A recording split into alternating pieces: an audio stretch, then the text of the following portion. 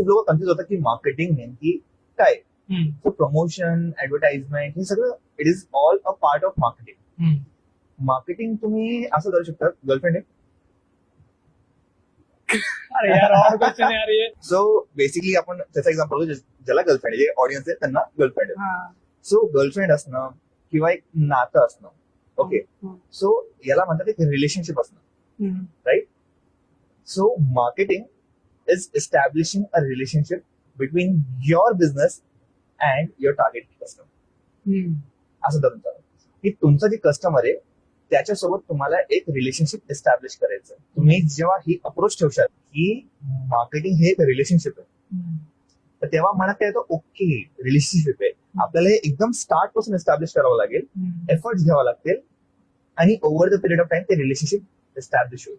मग लोकांना कळतं okay marketing is not a one time thing. म्हणजे इन्स्टंट रिझल्ट किंवा एकदम फास्ट मार्केटिंग इन्स्टंट नाही, नाही. थोडे थोडे गॅप मध्ये आणि थोडे थोडे पिरियड मध्ये मार्केटिंग होत असते. तर एक रिलेशनशिप एस्टॅब्लिशमेंट म्हणून जेव्हा आपण अप्रोच घेतो तेव्हा आपण ऑटोमॅटिकली मेंटली स्वतःला ट्रेन करतो की ओके सगळ्या गोष्टी हळूहळू होणार आहे आणि मला हळूहळू रिझल्ट भेटणार आहे, पण रिझल्ट नक्कीच भेटणार जर मी अप्रोच प्रॉपर ठेवली तर रिलेशनशिप एस्टॅब्लिश करण्यासाठी. So this is basically marketing.